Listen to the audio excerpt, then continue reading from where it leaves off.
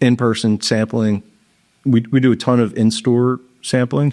The same thing I'm just telling you. It's when I go out, a lot of like there's other samples happening either before or after me, or it's like at the same time, and it's always the RTD brands. And like there's very rare that I'm doing with another beer brand. And like they've been around like longer than me. They're selling more beer than me, but just like in my perspective, like why are you guys not still doing this thing that, in my opinion, like it still works? Like I've literally thought about that all the time.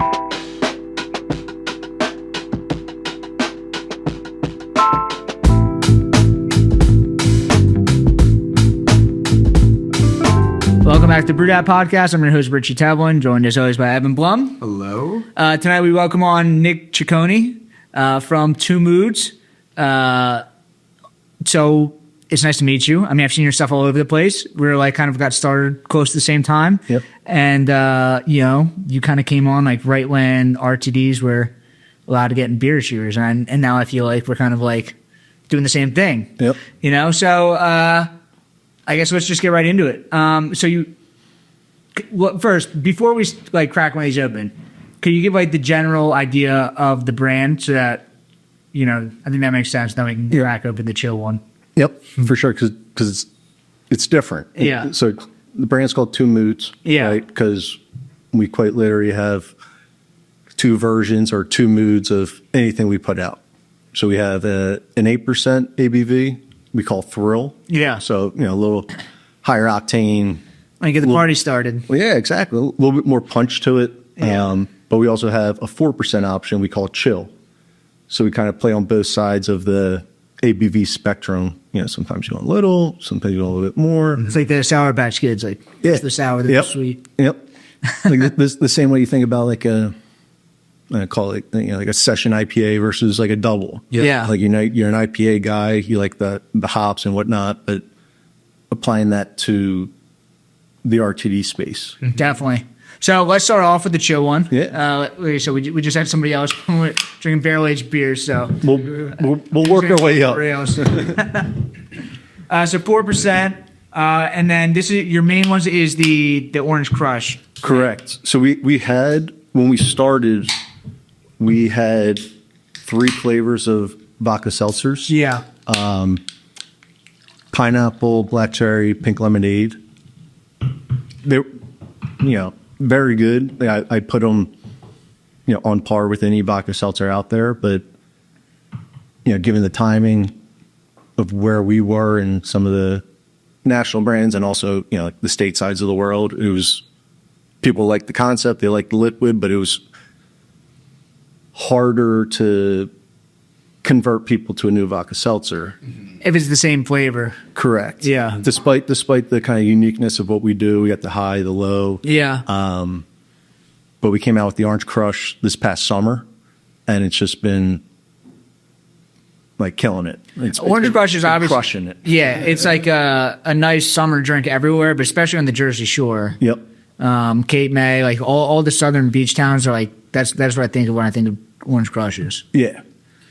And This is really good. Yeah, this is delicious. Also, a lot of the like vodka drinks that come out like RTDs, they're like perfectly clear. Like this is slightly hazy, but it's the Orange Crush. It's perfect for it. Yeah. We wanted it to, we wanted to mimic a bar-made Orange Crush. Yeah. And like I'm honest with people. There's few things better than a freshly squeezed Orange Crush from behind the bar. But I think we got pretty damn close. This is not artificial flavoring at all. Yep. This is very, very smooth. It's like this is great. Yep. So when did this come out? So our Orange Crush was, is our main priority, and this came out mid-June of this past summer. Okay. And within a few weeks, it became clear that like this is the future. We need to put all of our limited resources into this. Yeah. So we're not producing any of the, old stuff anymore. We started, like I said, mid-June, limited, footprint, really treated it as like a proof of concept of like, is this going to work or are people going to like this?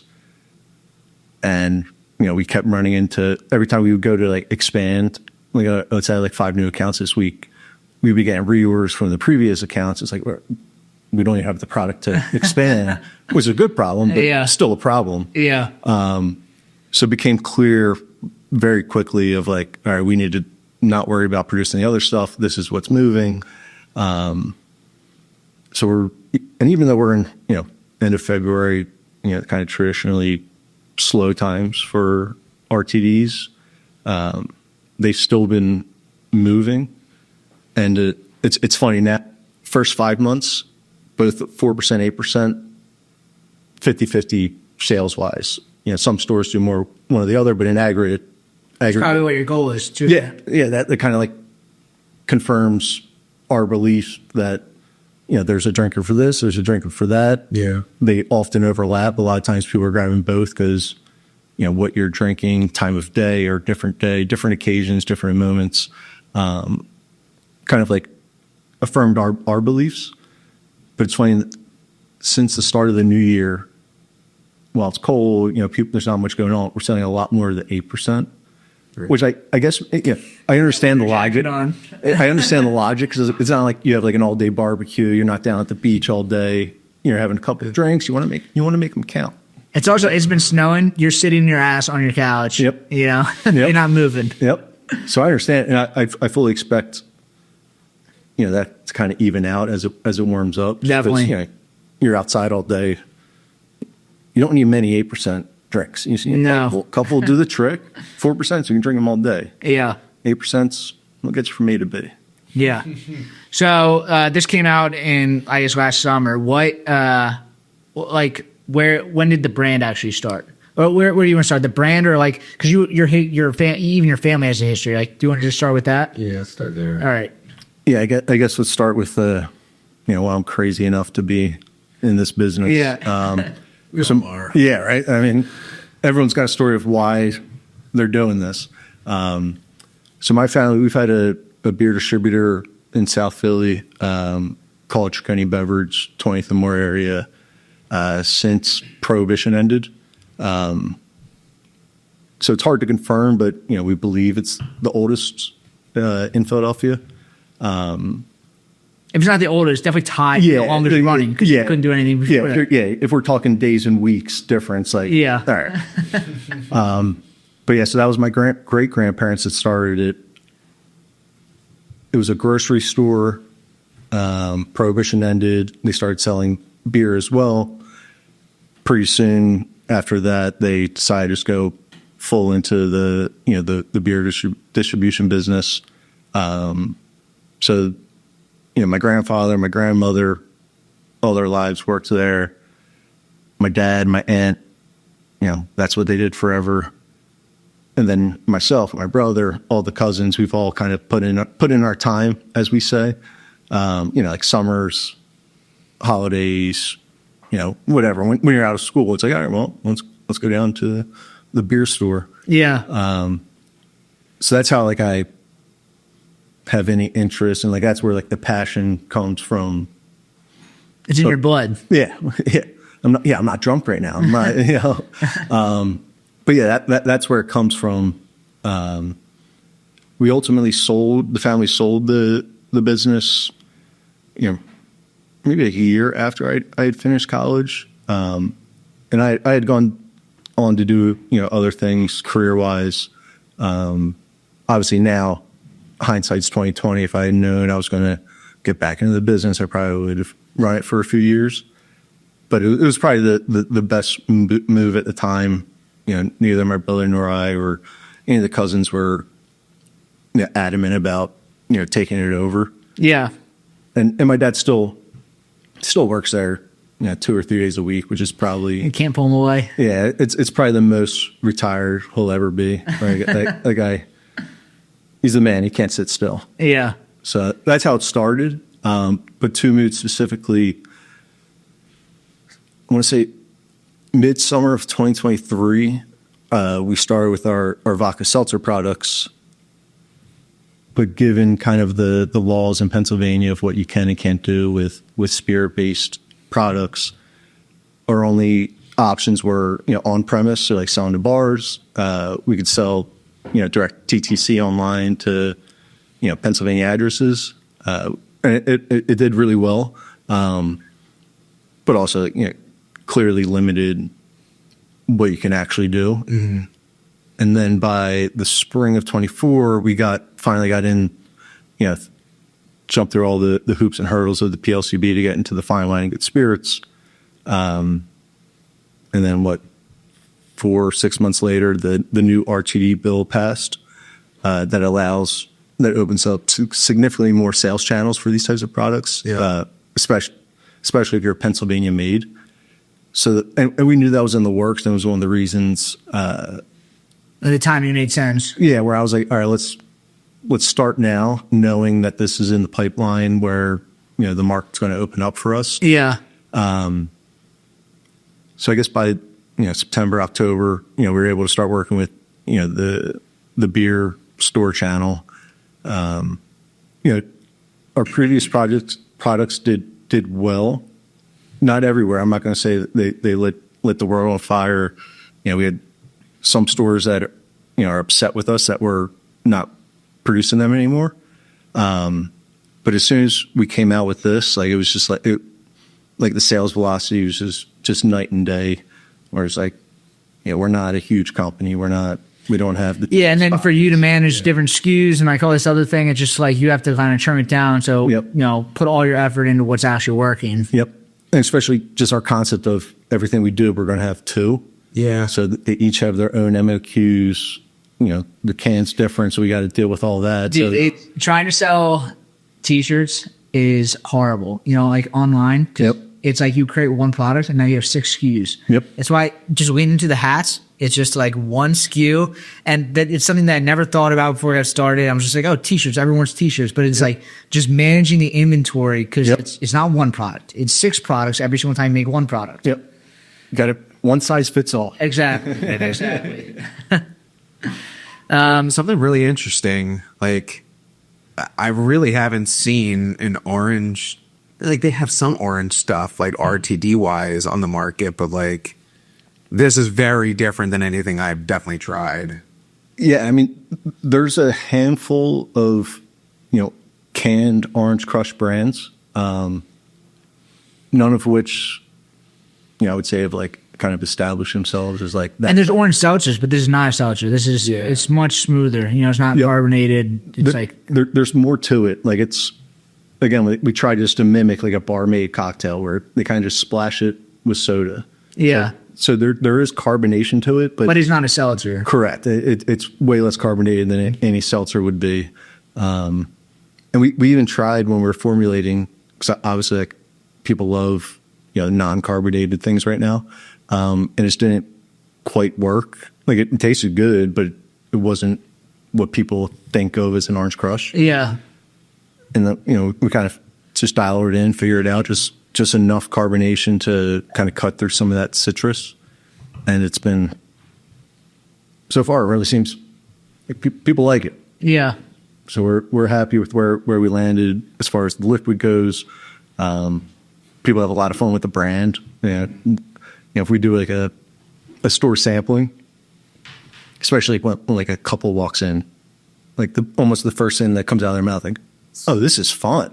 Yeah. Like, babe, you're gonna have the 8%. I'm having the 4%. Like, oh, no, I'm having the 8%. You have the 4%. Like, it's like when you show up to a party with it, it becomes like, who's here to party? Who's here to just chill? Yep. There's a time and a place for everything. Yeah. Right. It's all about, obviously like moderation, and kind of like a big talking point in the space right now. People, talk about like the no and low alcohol type stuff, which is certainly a thing and is having its moment. But simultaneously, there's a lot of happening on the other end of the spectrum of the high ABV stuff. And to me, whether I'm right or wrong, I just think it's people are paying attention to like what they're consuming, how it makes them feel. Yeah. So we just kind of lean into like that, the duality of that, of like, sometimes it's this, sometimes it's that. To me, moderation is up and down. Like sometimes I want more, sometimes I want less. whether it's within the same occasion, whether it's across occasions, it's just, whatever fits, the time and the place. Are you a brewer looking to open, grow, or plan your next move? I'm Ted Zeller, liquor law attorney at Norris McLaughlin. I've spent my career working with breweries, helping them navigate the regulations that come with this industry at the municipal, county, state, and federal levels. From first permits to expansion into new markets, my team serves as legal counsel on licensing, compliance, and distribution. If you're ready to plan your next move or need legal guidance, I am here to help. Feel free to call me at 484-765-2220 or email me at tzeller@norris-law.com. Hey, brewery or small business owner. At the Beer Accountant, they understand the unique financial challenges of the craft brewing industry. Are you tired of navigating complex brewery accounting and taxes on your own? Staying up late working on financials and getting your finances in order after a whole workday? They're a CPA dedicated to helping breweries like yours thrive, with services ranging from qualified bookkeeping, business tax prep, to strategic financial planning. Stop wasting time on spreadsheets and focus on what you do best: making great beer and running a small business, servicing over 50 breweries in 4 states. So if you own a brewery or small business, stop overpaying for reactive support and start being proactive with the Beer Accountant. Don't brew that IPA without this CPA. Visit beeraccountant.com to learn how their specialized expertise can help your brewery grow, profit, and succeed. How long have you kind of had this idea in your mind? Was it you wanted to create a brand and then you decided on this angle of it, or like you just thought that there was kind of a hole in the market of like this like kind of like double product approach? There's probably like a few pieces to that. Yeah. Like one, just like given like growing up, at the beer store, it was just like paying attention to what people drink, and it's probably annoying, but even to this day, like I'm out at the bar, I'm like, all right, what's that guy drinking? What's he got over there? What's he drinking next? Like even just like the progress of throughout the night, what people are drinking. So I've always kind of had that mindset. Yeah. If I'm drinking with you, I'm judging you. Whether it's good or bad, I am observing what you were drinking. Yeah. I wouldn't even call it judging. Observing. Yeah, it's probably observing. It's like I do take notice of everywhere I go. It's like I'm looking to see what people are drinking. Yeah. It's neither good nor bad, but I'm taking note. Yeah. But then as like, the hard seltzers came into the space, I guess like the first step was like realizing like was your family still in the business? Like when the what was the first wave of seltzers? Like the White Claws? White Claws. What really? There was one before that changed names. A couple like Bon and Viv, I think, was the original. Yeah. I think they were like, Trulies were around a little bit. Yeah, but obviously White Claw was the one that kind of like definitely blew down. And like my now wife, like we would always have a flavor or two that kind of like sat in the fridge forever that no one wanted, until friends came over and like, what was the one? Have this one, man. Like, the basil one. Yeah.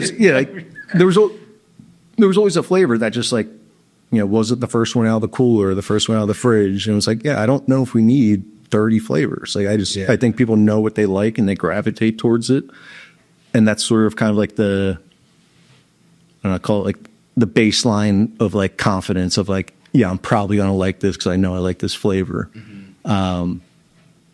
And while that was going on, it was kind of like the early onset of like talking about different alcohol contents of, we have non-alcoholic beer, we have, 2% beer, whatever it is. So I was kind of like stewing on it for a while, just like I did have an intention. I was like, I want to get back into the beverage business on, the brand side of things, the supplier side of things. But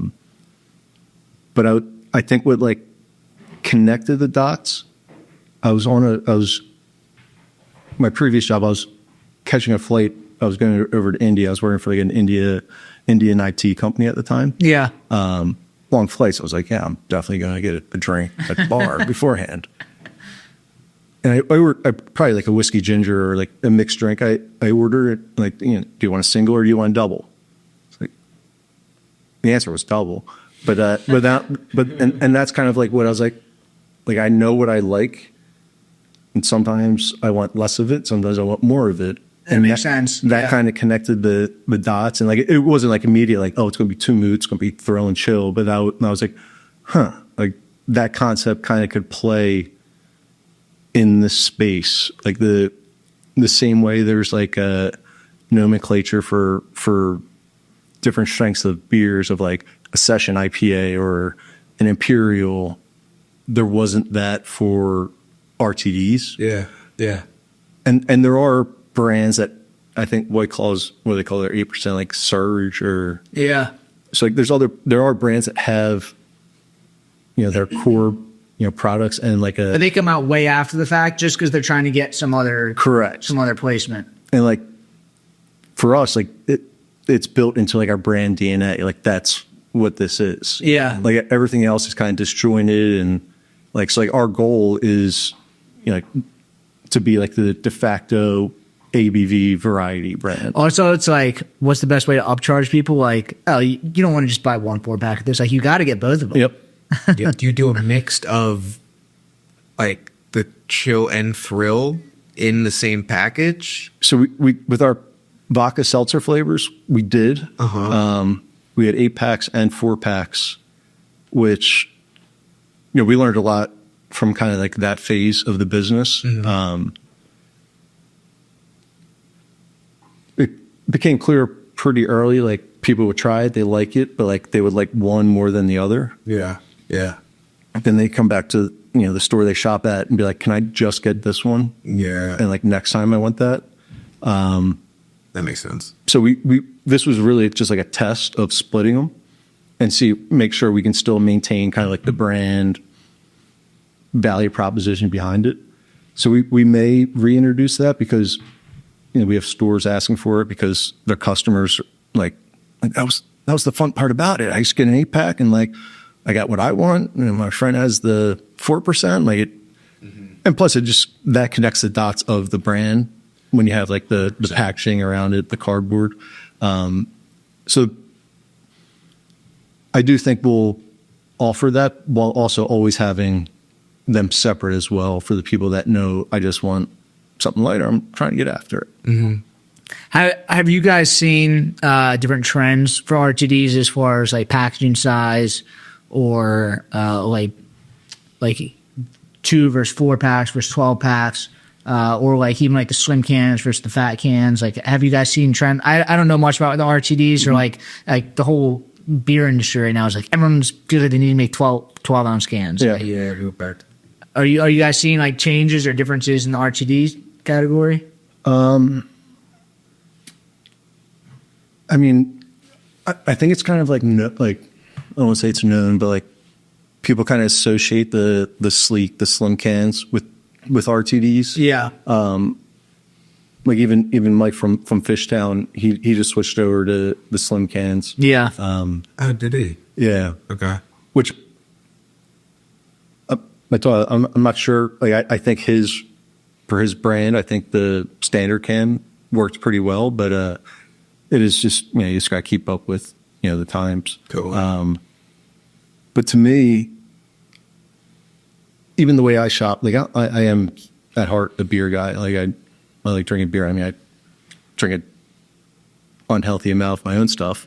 But I always like seeing the cans more so than I like seeing like the cardboard packaging. Yeah. And I feel like I see that in like I'm always pulling things even just like outside of RTDs. Like everything's like hybrid now. Like even like the big players are like, they were X beer company, but now they're X beverage company.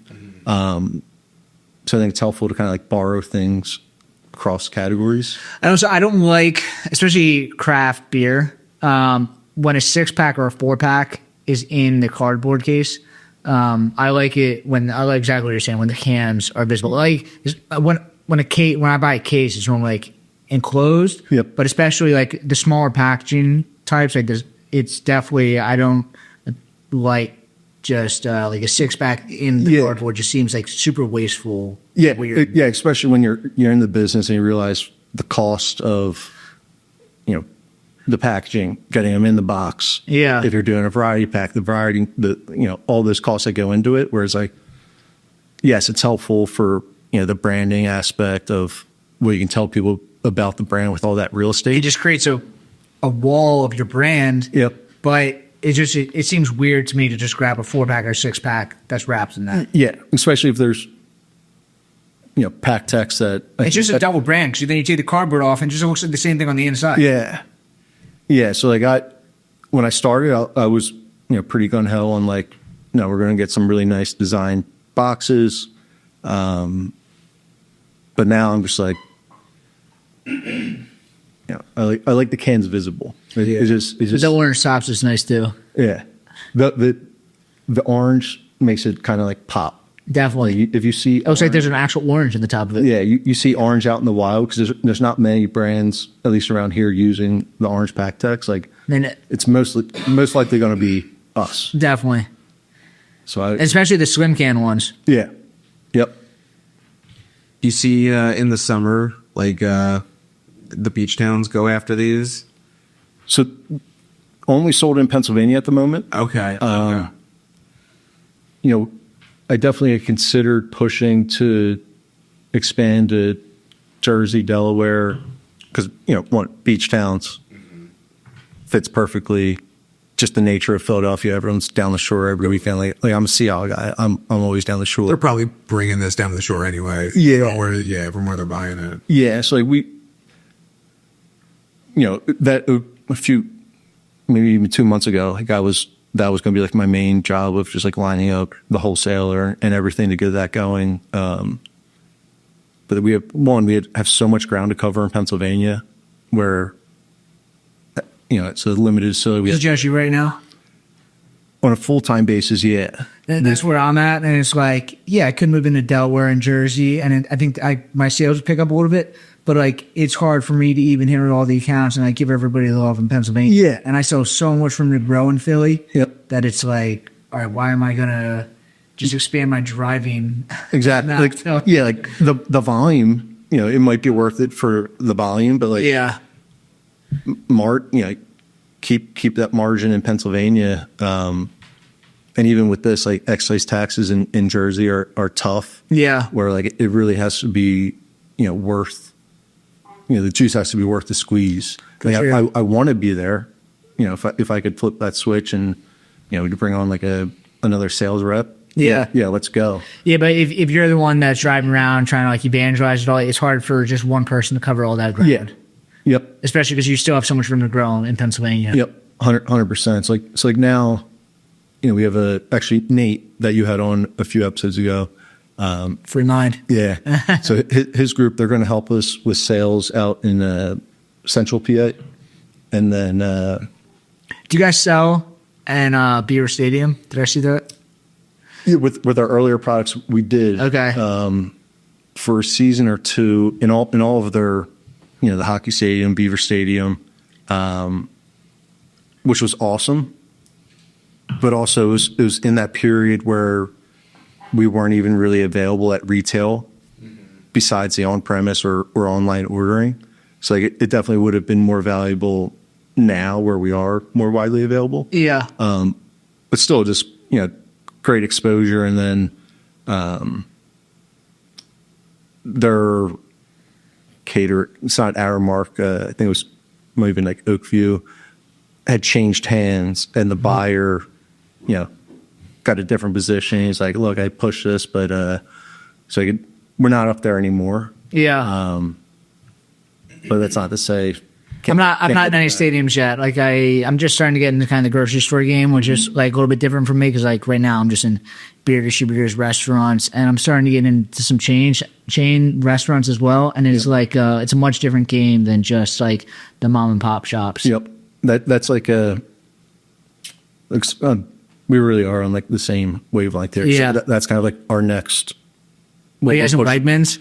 No. I heard Wegmans is like, like I'm in just like kind of the local chains, but it's like once you get into like the larger restaurant chains, it's like it has to go through like so many levels. So many decision makers, approvals. It's not as simple as, walking into the beer store down the street, striking up a conversation. Hey, try this. Oh yeah, we'll bring it in. Yeah. Send an order. I could. It's a lot of volume to be Yeah, with that. But it's a completely different game. Yep. If you can make it happen and open it up, like it's, it just builds on itself. People see it more often. People start talking about it. It's like it's great to get in there. It's just a different ball game. For sure. Definitely. I know that you guys did, at least for your earlier brands, you guys did some like NIL deals with Temple. And how did that go? So we still have products over. The league, of course, sells it for home basketball games. Yeah. There's certainly some things.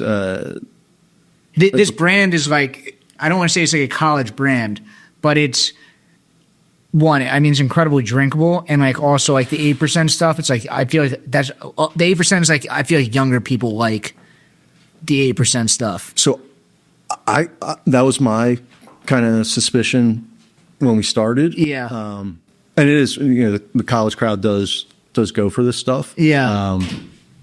But our customers, I kind of wish I could just like pinpoint like, oh yeah, we're 30 or 40, whatever it is, like really dial it in. But our customers are all over the place because everyone likes an Orange Crush. Yeah. I mean, I could totally see me just handing this to any of my friends on a weekend. Yep. What was your guys? He went to Temple. What was your like go-to drink? If it wasn't a beer, like something non-beer, RTD or I guess seltzers or like whatever the brand was. I think it was Twisted Tea at the time. I don't like Twisted Tea personally, but I think it's. Have you seen Four Locos making push right now? Are they really? Four Locos like I don't know if like it's like new marketing for like the 4th of July, but like a lot of the Penn trucks are like these like Loco trucks now. I hadn't seen it. Like Four Loco ads all over the place.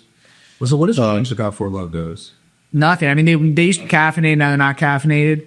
And I mean, they're definitely not caffeinated still, but I don't know if like it's like a new flavor or something, or they're just pushing it. There's like kind of like this new marketing angle that they're getting, but I'm seeing it like way more than I have recently.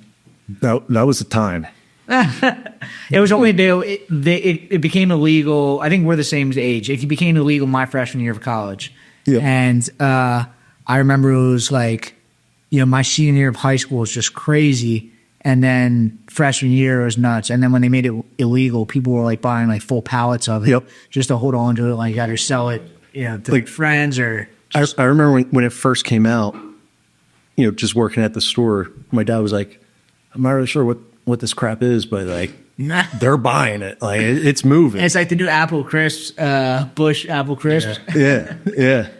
And then I remember in college, I was probably a freshman or sophomore at the time, like upperclassmen had like, I've got a couple original 4, but it's like, well, you want to go drink yeah, hey, let's go. Yeah. Fancy having a fancy pop. Yeah. Oh my God. Yeah, everyone's got a Loco story. Yeah. I do not. You were probably like 12 years old when they became illegal, but those are, I mean, they should have definitely, they made the right move by fixing them. Yeah. Yeah, there was issues with that. Yeah. We were like, Natty Ice was a big thing for us. Oh, really? Yeah, it was like when, you get past Natty, it's like, okay, well, now we're going to just leveling up. The ice. We were, Bud Light Platinum came out when we were in college, and I remember those were very popular. Yep. Came out with the Super Bowl Vici ad. You don't even remember that. Even like the Natty, for example, I think we did a lot of Keystone. Yeah. But we'd also, mix in Natty. And it was always a conversation of, we're having a party night. Let's get, like 2 kegs of Natty Light, and we'll get like 1 or 2 kegs of, Natty Ice. Mm-hmm. And that, maybe subconsciously or whatever it is, of just like, go to that keg if you want something. Uh-huh. You're getting from A to B. Yeah, like exactly what you're saying. Brand's been doing this, but the fact that you build your brand around this. Yeah. And like it's literally the name of it, 2 Moods. Yeah. It's easy to understand. Like, you show it to people, be like, oh. You don't need to explain it. You just show them the packaging, and they're like, I get it. Yep.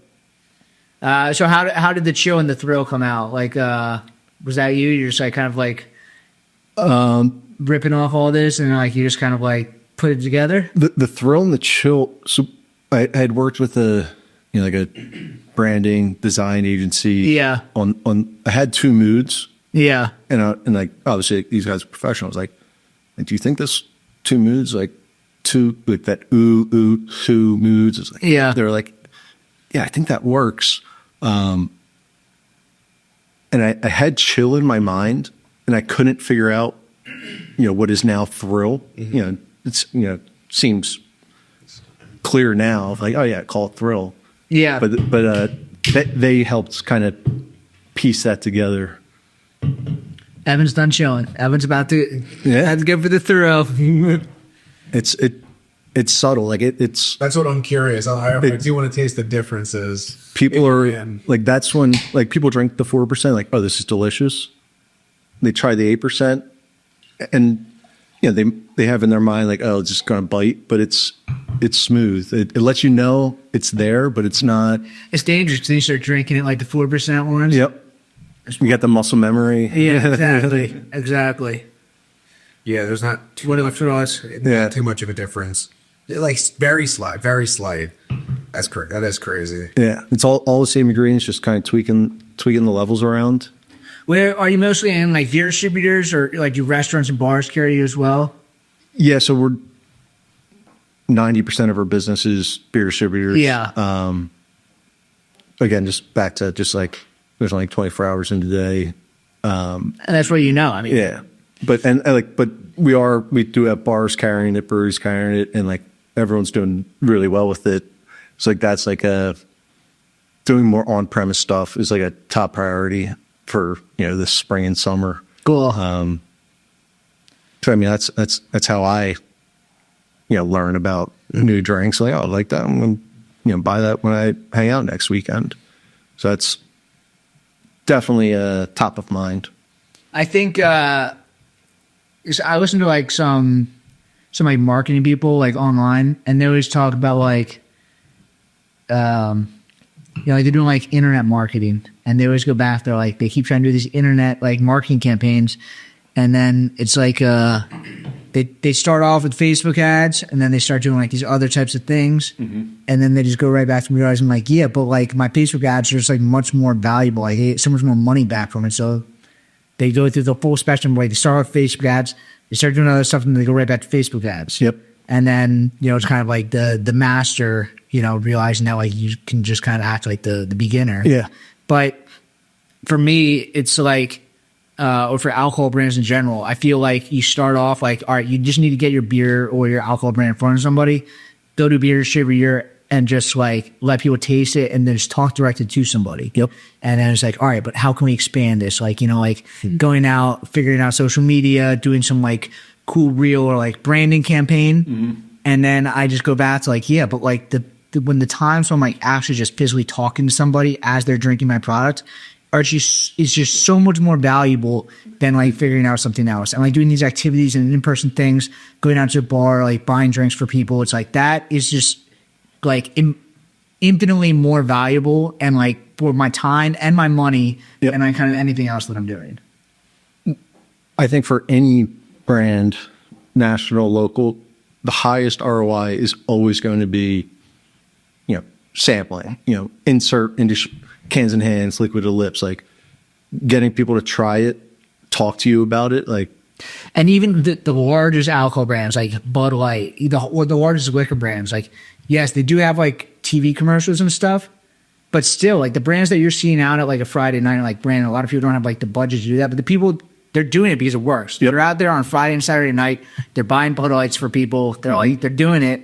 Like, do you think that they just got to that point because do you think that they're just spending money? Yeah. Like they're doing it Yeah. because they spent the money and they realized like that's how they're getting the sales. they've been doing it forever. They know what works. Yeah. Like we have done, like paid meta ads and stuff. Just kind of like that top of funnel awareness. Yeah. And now I've got a new group on board to help with just like organic social. Which Yeah. is, I think it's probably been like our weakest point, just because I've been like a one-man band. Yeah.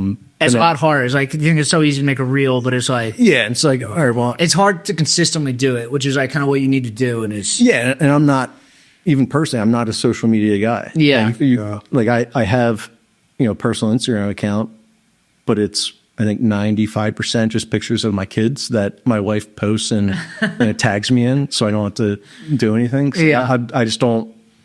I never have been. Like, social media is great. There's benefits. There's negatives. Like, I stay connected with people, but it's just not my jam. Yeah.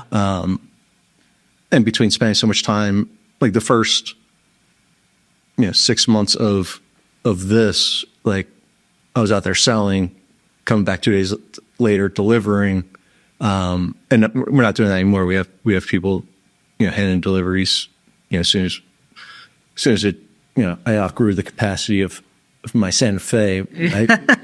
We're doing pallet drops. I'm like, that's not going to fit in here. Yeah, let me just break my axle real quick. Yeah. So I did like dial it in where it was safe. It wasn't going to mess up the go real axles. slow with the speed bumps. Yeah. I finally figured out the quantity that was doable. But I'm happy to not have to worry about that anymore. But yeah, no, in-person sampling. We do a ton of in-store sampling. The same thing I'm just telling you, it's when I go out, a lot of like there's other samples happening either before or after me, or it's like at the same time. And it's always the RTD brands. And like there's very rare that I'm doing with another beer brand. And they've been around like longer than me. They're selling more beer than me. But just like in my perspective, like why are you guys not still doing this thing that in my opinion, like it still works? Like I've literally thought about that all the time. Yeah. Sometimes stores will double book like an RTD brand like us and like a brewery. Yeah. Which is great. Like, to me, that I think rising tide. I did it with Mike from Fishtown. We did it at 2Moods Beverage. Yep. We did like a little fake battle thing. Yeah. He was dressed up in the wait, were you there? I wasn't there, but we've been talking about. He did it with you. He's Yeah. like, dude, we should do it and like have like a competition. I'm like, Definitely. We You should. just gotta, It was good. Like you actually came out to it. yeah. But I love when we have like a brewery there because like, we have a lot of people, got just beer guys who are like, nah, I don't drink vodka, which is, it's fine. We don't have to be for everybody. But if they're walking in and I'm able to say, hey, would you like to try a sample? And they say no, I'm like, oh, would you like to try, this IPA, this Pilsner that he has over here? Like, it's like a little party. Yeah. Like, and if they don't like either one, then what are you doing here? Yeah. Yeah. Because they don't saw anything else. There's no pleasing you. Yeah. Yeah. Unless they're buying like lottery tickets, but like there's not much else in the store. Yeah. Yeah. I always feel bad when so I'm pretty, anyone walks in, I'm like, would you like to try a sample? You want to try a sample?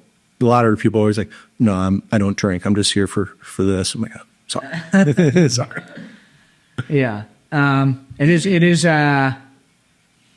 the tasting thing is like kind of a skill thing. I just got Brandon that helps me out, and this other guy Will was helping me out before, and it's like it is like a learning skill. Like you have to be just like very outgoing.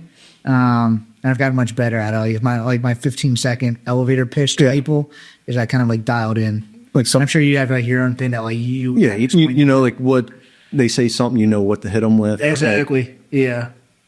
It was probably a few months ago. I was doing one and like texting my wife, was like, I might be the best sampler out here. like the samplings work. Like when we were first starting this, like I think we did, at least me personally, and like it's whoever's the owner is always going to be the best at it. I mean, it helps to have producers doing it, but like when you owned it, exactly what's going on. Like, yeah, I think the first sampling I sold like 7 cases of 4-packs. The next one I did 10. The next one I did like 14. Wow. Like up at Bound, so it's like a high volume store, so it's not like just your corner shop. Bound is the most I've ever sold. Yeah. Place before. Yeah, that place is a machine. Yeah, they were on a hell of an operation up there. Yeah, they know what they're doing. You're close to Bound, right? Is in Bucks County. Is it? Bound and Super Value are the same owners. Yeah. I think there's a little bit east of here. Do you know where, like the town? Is it sure to be honest? One's Warmster, one's Warrington, I believe. Yeah, that's really close. So, dude, Bound is like one of the best beer stores in the area. They've got everything. But they Sweet, This actually. place is a machine. Yeah. It's like set up perfectly. It's like very clean. I know it now. I do know it. I buy it every once in a while. like even like making deliveries there. Like it's a well-oiled machine. They know what they're doing, and that's what I've grown to just get so happy about stores that have good lighting. It's clean. It's organized. You know where to find what. I'm just like, hell yeah, guys. Yeah. You guys you know what you're doing. Yeah. Yeah, I have so you're talking about you have your 15-second thing now. Yeah. I had people with they come in, so I do all the tastings in the astronauts. Yeah. Every give it to us right now. yeah, every third person comes in, they're like, oh, nice outfit. And I just hit them with the blank, what outfit? Every time. I've picked it up from you when I saw you doing the. Oh, did you really? So have we? Seeing you on social media. Okay, all right. But we have met at I think Kunda. Yes. But seeing you do the outfit thing. Yeah. We have orange suits, which I don't wear all the time. Dude, what's his name does it too with the Mike does it with the with the fish town iced tea. He's got the card thing. Yeah. It does when you have an actual outfit. It does. It's look, It's the first thing you can talk about. It's so easy the introduction. look, I'm willing to look like an idiot over here. Yeah. Come have a sip. Yes. That alone is funny. Yeah, sure. Yeah, you're starting alcohol and he instantly just takes the piss out of any situation. I'm just this is not a serious conversation. Yeah. And that's how a lot I approach everything. It's at the end of the day, we're selling booze. It's a super hard business, probably harder than I even imagined before starting it. Yeah.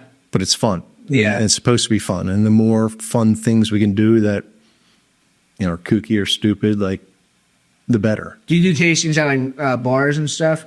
We do. It's way different kind of approach view like that, but it's way more expensive. But it's it does when you hit everybody in the bar. I feel I just get this complete surge the next week or two after that. Yep.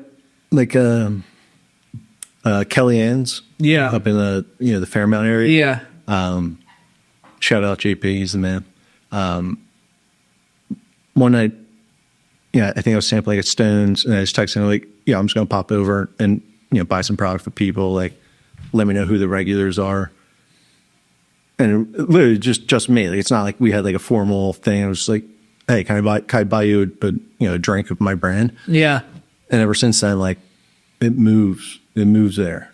And that's especially with you being the owner, I think it really does make a difference. A salesperson, yes, talking to them, but when the owner is actually talking to someone, I feel they're connected to the brand. 100%. And I'm not a salesy guy, and I never wanted I'd done other sales thing. I've seen sales guys come into the family business, and that probably works for some people, but it's not what I am. So it's just hey, I own this brand. They have it behind the bar. I'll buy you one if you want to try it. Yeah. And I'll buy you two. You can split it with your table, whatever it is. And you could even argue those might be more. It's probably more expensive, but it might be more valuable. I think it's definitely more valuable because then they're in the moment of drinking an experience, and not just going and buying something. It's it feels like more of an experience. Yeah. That's a cool thing anyway, to just happen upon at a bar and just number one, just oh, free something cool. Yeah. It was oh wait, you own this? That's Dude, one of my friends was the Bud Light rep at State College, and the bars we went to was the bars that they were working at. And it was we got the free beers, and every night was a good night. Even being in the space, if I'm hanging out at the bar and there's a rep doing something, it's wait, yep, I'm in. Whatever you're selling, I'm buying. I like the pitch. As far as on premise, do you see a difference as far as the stronger, the lighter stuff? Most people buy equal amounts of both. It varies. Okay. Some do both and they sell equally. Some want to do one or the other, and which I understand. You might sell less 8% because people might only need 2 of them versus 4 of them. Yeah. But we have some bars that do just 8%. We have some that do just 4%. We have some that do both. Obviously, if it was my preference, I always like to have both available, just connects the dots of the brand. You have both options. So they're in on-premise, that's probably still 50-50, even right now in aggregate. Again, there's some that do more of one or the other, but So you were talking about Nate before. Have you made like a THC drink called like 3Moods? Then you make an energy drink called 4Moods.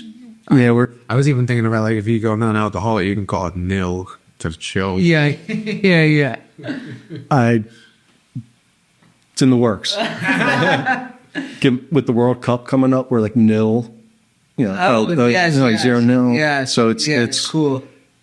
We're seeing if we can pull it off in time. Yeah. But that's exactly what it would be called, nil. Hell yeah. That's Yeah. And the THC, like the hemp THC. Yeah, I'm fully behind that. I'm trying to do too many other things right now. I'm like, it's hard for me to do that.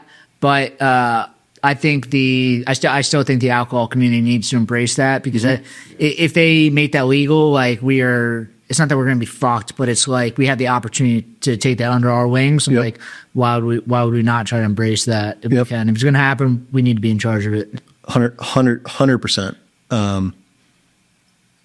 I saw someone like say like, it'll be like the fourth category: beer, wine, spirits, THC. Yeah. The consumers want it clearly. Like if you go to any other state, they're buying it. So we have everything kind of worked out. If we're not going to do anything until we get some sort of guidance on what is and isn't going to be allowed. For sure. But it's even from the early beginnings of what 2Moods is, like that's an easy crossover. Definitely. Dosage is commonly understood. Yet it's like right now we're dual ABV, but if we enter that space, it's just dual strength. Yeah, 5 and 10. That's where we want to be. That's perfect. We're speaking the same language. I agree with a lot of the stuff that you're saying. Maybe it's just because like we came up in kind of this age of alcohol at the same time, and like this is kind of like the state of the industry right now. But I think that like we're kind of thinking on the same way. Yep. It's fun. Yep. Have you ever? So the other flavors didn't work, but like, are you ever? Not that they didn't work, but it's just that this one works so much better. Mm-hmm. Are you ever tempted to kind of bring back other flavors, or it's just like do this because it's working right now, and then you can come back to that later? So we have some stores that are like, dude, I've got like a handful of customers. They're buying it like every week. Yeah. And I'm like, well, dude, tell them they weren't buying enough. So like Hop Devil just went out of business. Yeah. Like there's a lot of complaints. Yeah. It's like, then do your part. Yeah. This is on all of us. Yeah. So I don't think we bring back our vodka seltzers. Yeah. And again, this was kind of part of what I envisioned to begin with, of like growing into this kind of like more of a premium cocktail. It's more than a seltzer. There's more to it. Mm-hmm. So I don't think we would backtrack on that. But we're working on a few potentially additional, cocktails that like, you wouldn't call it like a single note flavor. And this flavor is like really dialed in. Were you kind of like heavily involved in that? Because I know you're like kind of co-packing right now, but like, do you kind of dial this in yourself? This is like spot on, by the way. This is the best RTD I've had in a while. I appreciate that. Yeah, I think so too. And like, so like that's one of like my favorite things to hear of like, I'm not saying like, oh, it's the best orange crush, but people are like, even like guys who are like, we had a meeting last night, just straight old school beer guy. It's like, this is like the best RTD I think I've ever had. And I'm just like, say it louder. Yeah. But yeah, the formulation process is, it's a fun process. And like we worked, with the Boardroom guys that AB2, like the advanced beverage technologies, like the arm that does formulations. Like when you're working with like, formulation specialists, one, they're obviously great at just like understanding, I guess like, the science behind it of like, this interacts with that. If we tweak this, it'll add to the mouthfeel. But the most impressive thing was just like understanding like my feedback, because like I'm trying different things and trying to like articulate like, yeah, I got a little bit of this on that and this on the front. I was like, I don't know if that's. And he's like, yep, got it. I was like, I didn't even say anything. He's like, no, I know exactly what you mean. Like, there's so much that goes into it. The artificial flavorings, people just think that like, oh, you just take orange flavoring, you put it, and not saying you guys are using artificial flavorings, but like the flavor houses with like the different like combinations they come up with. It's not just one thing. For orange, there's probably like 30 different types. So many different And then it's not just fires. flavors. You also have to then just like the acidity, like the alkalinity, like kind of like the carbonation, you know, like if it's hazy or not. And like there's all these things that like people just assume that you just put like, oh, this is just orange flavoring in this. Like that's not it. That's how you make shitty RTD. It's not as simple as that. And like previously I thought it was that simple. Yeah.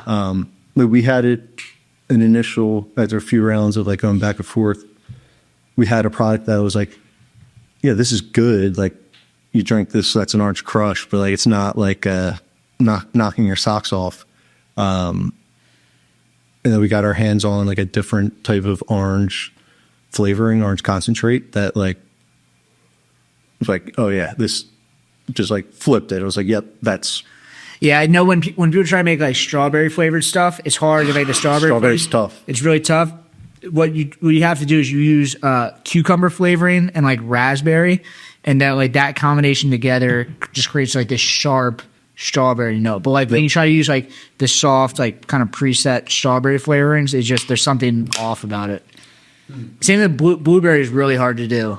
I know Surfside is like making like blueberry lemonade is like their big thing they're pushing this year. It just came out. Yeah, but like the blueberry flavor, like you don't think like when you eat blueberries, it tastes like blueberries. Yep. But it's not the flavor of something that's blueberry flavored as far as like food or drinks. And it is really hard to recreate that because strawberries and blueberries, it's mostly just water. Like there's not much flavor to it. And it's really, really hard to emulate. Yep. And like, because we were toying around with the idea of doing blueberry. For the seltzer? Yeah, so how the Temple thing came about, we were in conversations with Penn State at the time. Cool. Was for different reasons, you know, didn't move forward with. Yeah. You know, it was just not, we didn't have the budget for it. Yeah. But even just like tinkering around with blueberry, like it became very clear blueberry's hard. Like if you do it right, people love cherry has a lot of flavor to it. Cherry's a little bit easier to work with. Yep, 100%. And we already had it, so it was just, you know, we weren't reformulating, we were just repackaging. Yeah. So that it worked out nicely in that regard. But yeah, Nice. blueberry, strawberry, tough ones. I love learning about that stuff of just like, clearly I haven't been like trained in it, but of just understanding different flavors, ingredients, and how they interact with one another. Like, damn, I should have started studying like chemistry or something. Yeah, exactly. What do you know what like I know what the RTD laws are in Pennsylvania. Like what are they in like Jersey, Delaware? Like if you were to expand, are there other like crazy loopholes that you gotta jump through to put them in different stores or anything? I'm not aware. I know Jersey's kind of like open. Yeah. To like kind of do whatever. I mean, they're selling weed drinks in their stores. Yeah. Same thing with Delaware. Like I'm not aware of states that have kind of like the, you know, restrictions that PA does of like to be sold outside of the state store system has to be under 12.5%, has to be under 16 ounces. I don't know if there's any other states that have like that type of stuff. I think Rhode Island has the same thing. There's like 3 or 4 states where it's like they're run by the state. Yeah. And I forget what they're called, like restriction states or something. Control states. Control states. There's like 3 or 4 control states that are like that have a similar type. Yeah. Yeah. I don't know how many. I want to say there's like 16 or 17 nationwide that are control states. Control okay. states. So no, I don't. Obviously, every state's different. Where like, you know, you need to have a separate on the wholesale side, like a separate beer license, wine license, spirits license. Yeah. They're trying to change that in PA. Yeah. I mean, like the alcohol industry has just got fucked recently by like all the other stuff being legalized. Yep. And I think it would be cool. Like you were saying before, like a lot of brands are now doing like there's the beverage company. Beverage company. And you have to get a separate license for each. A lot of stuff you have to like manufacture in different places. Yep. But they're trying to get kind of a law passed that would like let you do everything all at once, which makes sense. Like it's just ABV, you know, it's like it doesn't make a difference if it came from like grains or grapes or, you know, like whatever else you're making it with. Yep. It really should just be ABV. Like, I think it's crazy otherwise. It would make too much sense. It would. Too much Like sense, right. if it's made with malt or vodka, like it doesn't change anything. Like you drink enough of anything, Yeah. you know, you're going to get to a certain point. They have to unwind because it's been so complicated. They have to like unwind stuff, and somebody's going to get screwed. Yep. And there's no one wants to be the politician that just screws over someone in their constituency, even though it might help somebody else. It's just like you're inevitably going to have to like take somebody out of business. Yep. Yeah. So I mean, I'm not saying it's easy, but like make it make sense. You know. Was your like your family gear distributor? Did you guys have to go through like the 12 packs versus cases? Because I know for a long time, like the Pennsylvania beer distributor laws were absolutely crazy. Yeah. So like that was a thing. Yeah, I remember that happening of like, you know, not having to sell by the case. Yeah. But even more so, I remember when, you know, the grocery stores were starting to be allowed to carry it. Yeah. Carry beer. You know Chris Kunda? Yeah. He's got like he's like, this is so stupid. Like Yeah. Chris the man. he is. I love going in there and talking to him and Todd and my uncle. He's, you know, I'm sure I he's guess friends with them. he's like a funkle. He works there a couple of days a week. Cool. So it's fun over there. But yeah, like so when that was happening was probably around the time of like, you know, myself, my brother, cousins, stuff going to college, figuring out like, all right, are we going to pass this down? Or Yeah. And then at the time it was like, oh man, like this could be it. Yeah. You know, and obviously I'm sure it's, you know, taking a hit, but I think at the time might have been expected to be more of a detriment to the beer stores than it's turned out to be. But there's something to be said about being able to buy your food and groceries and also grab your beer at the same time. Like it's, You know, to give everybody like a little bit of each, and then like it just kind of ebbs and flows back and forth. yep. What? Pennsylvania, man, it's a Fickle state. yeah, like Pennsylvania does a great job of you know, supporting or, you know, giving certain rights to Pennsylvania made brands, you know, which makes sense because like Isn't that so? The rule of the control state is they have to take your brand, but it's just like if it's not selling, then they don't have to like keep buying it, right? so with the liquor stores, they have different like listing periods. Yeah. So if you go through like the regular listing, you know, you're competing with nationwide brands that say like, hey, we're going to devote $4 million to market around these stores. But they also have like a Pennsylvania specific listing period, Yeah. which they, you know, start you with, you know, 10 or so stores and then just grow you based on sales velocity. But even beyond just like the stores, you know, just have like a brewery license, a winery license, limited distillery license. Like there's a lot of, you know, self-distribution. You use your satellite licenses. So like out of state brands kind of have in their mind like, oh, Pennsylvania, like I've heard that's such a headache. Yeah. And it can be, but if you're local, there's a lot of advantages at your disposal. So it's like, yeah, it sucks for the big guys, but I'm glad I'm local. Definitely. Cool. Do you have anything else? Like, what's coming up? I mean, I know you said you had the nil coming out, maybe. But Maybe. do you have anything planned for this year? Or like, what's next? There's a few balls in the air. You know, some of it is tied to see what the regulations come of the hemp THC stuff. we were initially going to have another, kind of cocktail flavor out, pre-summer. But we've only had this on the market for, 6-7 months. Where I was like, dude, this stuff's selling. We have so much ground to cover. Let's give this at least a full year under our belts before we do anything. Yeah. And one of the reasons for that was like, in a lot of people's heads, like Orange Crush, it's, a summer drink. It's like, oh, we were going to do something that, maybe it's more winter oriented, but If it's moving now, it's like it's held its own, which like, Yeah. I don't want to say I was nervous, but I was interested to see how it would play in the colder months. But like, people like orange all year round, especially in this area. For whatever reason, Philly, big orange area. So we're going to give us a little bit more time. Have a few things that we're playing around with that may come out later in the year. Nothing that is far enough along to announce.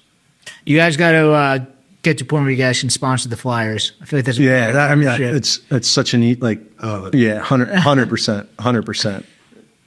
Yeah, Flyers crowd. It's a drinking crowd too. definitely. Yeah. They'll be drinking the 8%ers. Yeah. Sir, I'm going to need you to chill. That's funny. Cool. All right. Well, I guess where can we find you? Just at 2Moods? Drink 2Moods. Drink 2Moods. Drink2moods.com. And at Drink 2Moods. on your website, you can find all your locations. Yeah. Right? Yep. We got the store locator on there. We're pretty good at updating that anytime we have. And if people want to sell your product, what do they just reach out to you, or how do they do that? Yeah, they can. We have a form on the website or email Nick at Drink2Moods. Philly area, I cover.